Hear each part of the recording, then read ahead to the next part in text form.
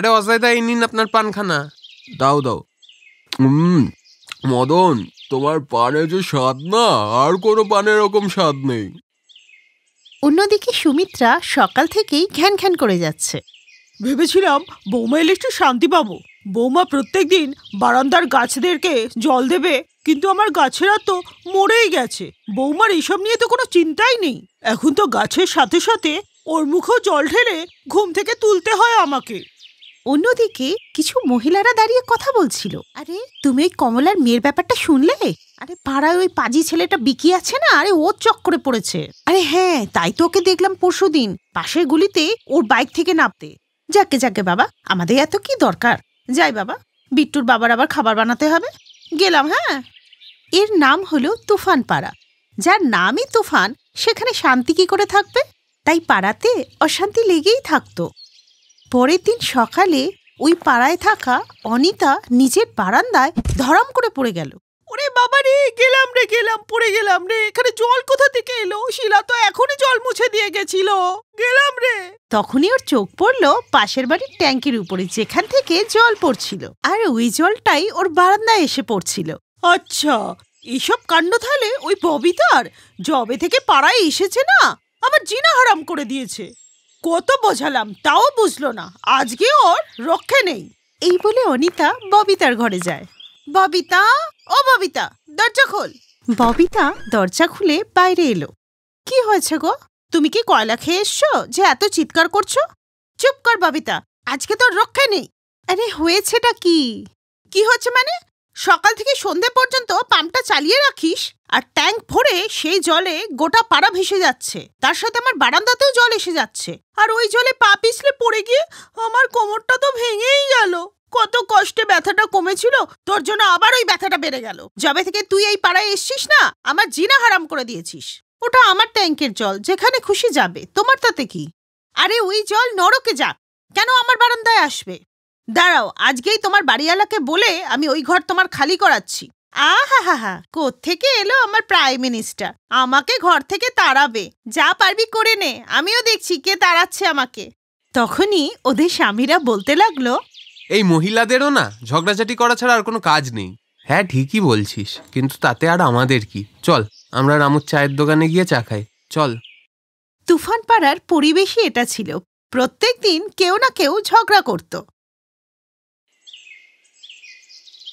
থাক গায়ত্রী, আমি সবই বুঝি। রোজই তোর কাপড় আমার ছাদে এসে পড়ে, আর সেটা নেওয়ার বাহানায় তুই আমার ঘরের ওপর নজর রাখিস। শোন, ভাজা মাছ উল্টে খেতে আমিও জানি। তুই তো এমন করে বলছিস যেন তুই কোনো দেশের প্রধানমন্ত্রী। তাই আমি শখে চলে আসি তোর ওপর নজর রাখতে। আরে হাওয়ায় উড়ে এসে পড়ে, তো বাতাস কি আমার কথা শুনে চলবে? আর আমার জামা কাপড় যদি তোর ছাদে এসেই পড়ে, তো তোর মাথায় কোন আকাশ ভেঙে পড়ে? আমি একটু শুনি। আমার সমস্যাটা হলো তোর মাঝে মাঝে মানে প্রত্যেক দিন। সত্যি বলছো গীতাদি, আগে কাপড়গুলো আমার ছাদে পড়তো, এখন তোমার ছাদে পড়ে। মনে হচ্ছে ওর কাপড়ে প্রাণ আছে। শোন, আমার মুখ খোলাবি না। কোত্থেকে এসছে যুধিষ্ঠির আমার, আমি বলবো ওর ব্যাপারে তুই কি কি বলিস আমাকে বলে দি। মানে আমার একটা কাজ মনে পড়ে গেছে, আমি যাই। আগুনে ঘি ঢালার কাজ করতে এসে রমা নিজেই ল্যাজ গুটিয়ে পালিয়ে গেল। তখনই আর একটা ঘরে স্বামী স্ত্রীর মধ্যে ঝগড়া চলছিল। আরে তোমার থেকে তো একটা সোনার চেনই চেয়েছি, তাজমহল চেয়েছি নাকি? তোমার থেকে তো নীলাপের স্বামী ঢের ভালো, প্রত্যেক 3 মাস অন্তর ওকে একটা করে সোনার জিনিস দেয়।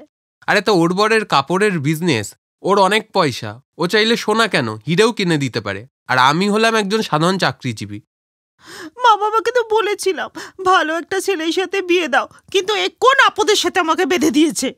ওই তুফান পাড়ার অবস্থা এরকমটাই ছিল। তারপর একদিন, এই রেশমি, তোর কি হয়েছে রে? আমাকে দেখে এরকম হাসছিস কেন? আমার মুখে কি কোনো জোকস লেখা আছে? কি যে বলিস, তোর দিকে তাকিয়ে হাসার জন্য আবার জোকস লাগবে নাকি? তোর মুখটাই তো একটা গোটা জোকস। তোর এই চেহারা দেখার থেকে আমি নর্দমার জলকে দেখে নেব। কোত্থেকে এসেছে আমার দীপিকা পাদুকোন, নিজেকে তো গিরগিটির মতো দেখতে। এই মুখ সামলে কথা বল, নালে এখনই গিয়ে না জিভ টেনে ছিঁড়ে দেবো। পেতনির আর কাজ কি? তুই আমাকে ডাইনি বললি? দাঁড়া, দেখাচ্ছি মজা। এই বলে রেশমি আর কোমল একে অপরের চুল ধরে গায়ের জোরে টানতে লাগলো। আর এই চুল ধরে টানতে টানতে ওরা মাঝ রাস্তায় এসে পৌঁছায়, আর তার জন্য রাস্তায় জ্যাম লেগে যায় আর গাড়িগুলো হর্ন মারতে লাগে। আরে কেউ এদের দুজনকে একটু বোঝাও, এরা তো রাস্তা পুরো জাম করে রেখে দিয়েছে। ঝগড়াঝাটি পাড়াই করুক, এখানে কেন? আরে না কাকা, এই পাড়ার মহিলাগুলো না খুব খতরনাক, এদের মাঝখানে পড়লে জীবন পুরো একেবারে শেষ হয়ে যাবে। এই রোজকার ঝামেলা লেগেই আছে একেবারে। এমনই একদিন, আমার পেটে খুব ব্যথা করছে। তুমি চিন্তা করো না, আমি তাড়াতাড়ি গিয়ে একটা রিক্সা ডেকে আনছি, এক্ষুনি যাচ্ছি। এই বলে অনুপ রাস্তায় বেরিয়ে গেল রিক্সা খোঁজ করতে, কিন্তু সেই দিন রিক্সাওয়ালার হরতাল ছিল, যার কারণে কোনো রিক্সাওয়ালাই যেতে রাজি হলো না। তখনই সেখানে রেশমির হাজবেন্ড তরুণ এসে যায়। কি হলো ভাই, তোমাকে এত চিন্তায় দেখাচ্ছে? কোমলের পেটে খুব ব্যথা করছে, স্ট্রাইক বলে কোনো রিক্সায় যেতে চাইছে না। আরে ভাই চিন্তা করো না, তুমি বৌদিকে নিয়ে এসো, আমি গাড়িটা বের করছি। এরপর অনুজ কোমলকে আনতে ছুটে যায়, আর রেশমিও কোমলের খবরটা পেয়ে ওর কাছে ছুটে আসে। আরে কোমলের অবস্থা তো খুব খারাপ। কোমল তুই চিন্তা করিস না, ও গাড়িটা তাড়াতাড়ি বার করছে, তাড়াতাড়ি চলো। এরপর সবাই ওকে নিয়ে হাসপাতালে গেলে ডাক্তারবাবু ওকে একটা ইনজেকশন দিয়ে আর ওষুধ দিয়ে বাড়ি পাঠিয়ে দেয়। আপনাদের অসংখ্য ধন্যবাদ। আমাদের এত ঝগড়া হয়, কিন্তু বিপদের সময় আপনারাই কাজে এলেন। দেখুন দাদা, 4টে বাসন একসাথে থাকলে ঠোকাঠুকি তো হবেই। তার মানে এই না যে বিপদে কাজে আসবে না, আর বিপদের দিনে তো প্রতিবেশী কাজে আসে। হ্যাঁ রেশমা, তুই একদম ঠিক বলেছিস, আয় আমার বুকে আয়। ওরা দুজনে সবকিছু ভুলে গিয়ে একে অপরকে জড়িয়ে ধরল। আর এটাই তো হয় পাড়ার মহিলাদের ভালোবাসা। যতই ঝগড়া হোক না কেন, বিপদের দিনে যে কাজে আসে সেই তো আসল প্রতিবেশী।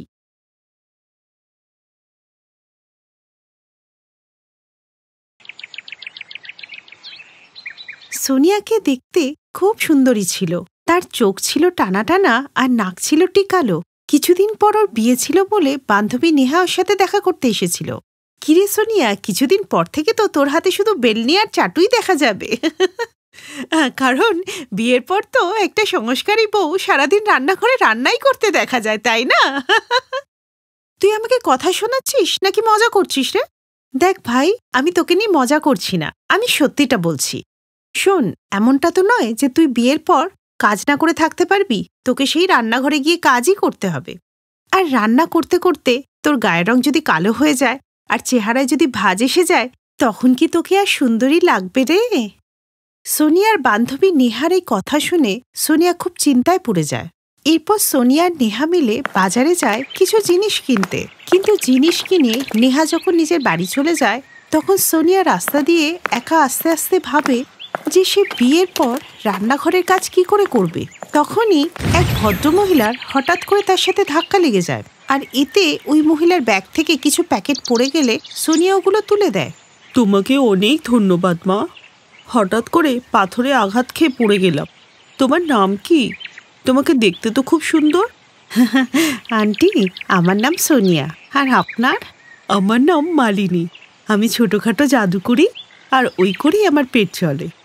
কি, আপনি জাদু করেন?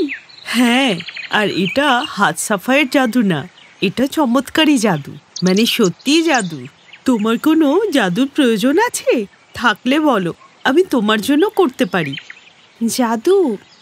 এরপর সোনিয়া একটু ভাবলেই ওর একটা কথা মনে পড়ল। আন্টি, এমনটা হতে পারে যে জাদুর সাহায্যে সব রান্না হয়ে গেল আর আমাকে ঘন্টার পর ঘন্টা রান্নাঘরে দাঁড়িয়ে থাকতে হলো না? সোনিয়ার সব কথা শুনে ওই জাদুকর মহিলা ওকে একটা জাদুর পাউডার দিল আর বলল, সোনিয়া, এটা একটা জাদু পাউডার। এই পাউডারটা যখনই তুমি খালি বাসনের ওপর ছড়িয়ে দেবে, তখনই খালি বাসন নানা রকম রান্নায় ভর্তি হয়ে যাবে, আর তোমাকে রান্নাঘরে দাঁড়িয়ে থেকে রান্না করতে হবে না। সত্যি আন্টি? হ্যাঁ সত্যি, কিন্তু মনে রাখবে এই পাউডার শুধু ভাজাভুজি যেমন পুরি পকোড়া এগুলোই বানাতে পারবে, কোনো সাদা খাবার যেমন ভাত খিচুড়ি ডালিয়া এগুলো বানাতে পারবে না। আর একটা গুরুত্বপূর্ণ কথা, এই পাউডারের ব্যাপারে কেউ যদি জেনে যায় তবে কিন্তু এই পাউডার আর কাজ করবে না, মনে থাকে যেন। আন্টি, আমার তো নতুন বিয়ে হবে, তো সেখানে গিয়ে নতুন নতুন পুরি পাকোড়া বানালে ওরা খুব খুশি হবে। এটা আমার খুব কাজের। সোনিয়া খুব খুশি হয়ে যায় আর ওই পাউডারটা নিয়ে নেয়। এখন আর ওর বিয়ে করতে কোনো আপত্তি নেই। কিছুদিন পরে সোনিয়ার বিয়ে হয়ে যায়। সবাই ওর রূপ দেখে খুব প্রশংসা করে। বিয়ের পর সোনিয়াকে যখন ও শাশুড়ি মা হালুয়া বানাতে বলল, তখনই ও কড়াইয়ে ওই পাউডারটা ছড়িয়ে দিল, আর কিছুক্ষণের মধ্যেই খুব সুস্বাদু হালুয়া তৈরি হয়ে গেল। আর সবাই হালুয়া খেয়ে খুব প্রশংসা করলো। কি রে সুমিত্রা, বৌমা তো হালুয়া খুব ভালো বানিয়েছে। যেমন সুন্দরী বৌমা তেমন সুন্দর হালুয়া। সুন্দরী না, বলো অতি সুন্দরী বৌমা আমার বৌমা সর্বগুণ সম্পন্না। এই শুনে সোনিয়া খুব খুশি হলো। এই পাউডারটা তো আমার খুব কাজের, আর এর জন্য আমার সমস্ত প্রবলেম সলভ হয়ে গেল। আমার রান্নাও হয়ে গেল, আর আমি আগের মতো সুন্দরীও রইলাম। ব্যাস, প্রত্যেকদিন এইভাবেই আমার কেটে যা, আমার আর কোনো টেনশন নেই। সোনিয়া, তুমি সুস্বাদু হালুয়া বানালে ঠিকই, কিন্তু সকালে মা আমাকে দিয়ে যে জিনিসগুলো আনিয়েছিল সেগুলো তো একই আছে। তাহলে তুমি রান্নাটা করলে কি দিয়ে? বিপুল, বিয়ে মাত্র 2 দিন হয়েছে, তুমি এখনই আমার উপর সন্দেহ করছো? তুমি কি ভাবলে আমি এটা বাইরে থেকে আনিয়েছি? যাও, তোমার সাথে কথা বলবো না। কিরে বাবা, তুই বৌমাকে বকছিস কেন? কে বলেছে বৌমা কোনো জিনিসপত্র ব্যবহার করেনি? ও সবকিছুই তো নিয়েছে হালুয়া বানাতে। সুজি, চিনি, ঘি সবই তো নিয়েছে। আরে না মা, আমি তো শুধু মজা করছিলাম। সোনিয়ার খারাপ লেগে গেল, সরি গো। সোনিয়া একটু ভয় পেয়েছিল সত্যি, কারণ রান্নাঘরের জিনিস যেরকম ছিল সেরকমই আছে। এরপর বেশ কয়েকদিন পর্যন্ত সোনিয়া নানা রকমের সুস্বাদু খাবার রান্না করতে লাগলো, আর সে যতটা রান্না করত সেই সমস্ত জিনিস লুকিয়ে রাখত। এদিকে সবাই ভাজাভুজি খেয়ে পোর হয়ে গিয়েছিল। এরপর একদিন মাসি শাশুড়ি তার বৌমাকে নিয়ে ওদের বাড়িতে এলো, তাই সোনিয়ার মনে রহস্যভেদের ভয় জন্মালো। সোনিয়া, আজকে দুজনে মিলে রান্না করব, সবজিটা আমি কেটে দিচ্ছি। বৌমা, যবে থেকে এসেছো তুমি তো ভাজাভুজিই খাওয়াচ্ছ, তাই আজকে একটু সাদা খাবার খাবো। মুগ ডালের খিচুড়ি বানাও না, লুচি টুচি খেতে আর ভালো লাগছে না গো। খিচুড়ি মানে খিচুড়ি না, আমি না খিচুড়ি বানাতে পারবো না। তুমি আমাকে ভাজাভুজি বলো, যা বলবে আমি তাই বানিয়ে দেব। খিচুড়ি না। সোনিয়া, তোমার তো খুশি হওয়ার কথা যে সাদা খাবার রান্না হবে। ভাজাভুজি রান্না করতে তো অনেক সময় লাগে, আর আমি তো এটা দেখে অবাক যে তুমি এত ভাজাভুজি রান্না করেও কি করে এভাবে টিপটপ রয়েছো। তুমি তো খুব সুন্দরী হয়ে আছো। আর এক আমাকে দেখো, সারাদিন রান্না করতে করতে আমার গায়ের রং কিরকম কালো হয়ে গেছে। দেখো না, আমি একদম বিশ্রী হয়ে গেছি। যাও বৌমা, আজকে মুগ ডালের খিচুড়ি বানাও, সবাই ওটাই খেয়ে নেবে। না মা, আমি ওইসব বানাতে পারবো না। ওই যদি বানাই না, সব গড়বড় হয়ে যাবে। বলছি না, আমি ওইসব বানাতে পারবো না। কি রে সুমিত্রা, এ কেমন বৌমা রে তোর? 2 মাস হতে না হতেই তোর মুখে মুখে জবাব করছে। এ কেমন বউ আনলি তুই? না মাসি, এরকম ব্যাপার না। আসলে না, কি করবো আমি বুঝতে পারছি না। আমি কি খিচুড়ি বানাবো নাকি আমি সত্যি কথা বলে দেবো? কি যে করবো বুঝতে পারছি না। কি হয়েছে বৌমা? তুমি তো এত টেস্টি খাবার বানাতে, তবে আজকে একটা সাধারণ খিচুড়ি বানাতে তুমি কেন বারণ করছো?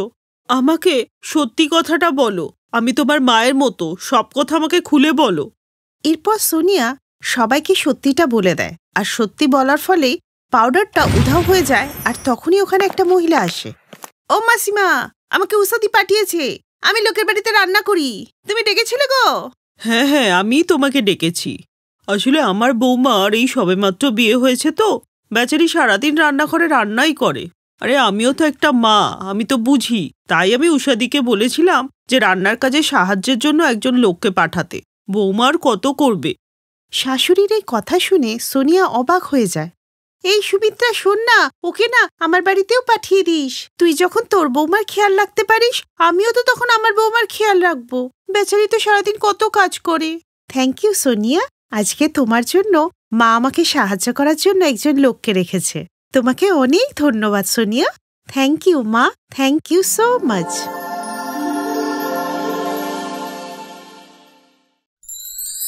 Thanks for watching.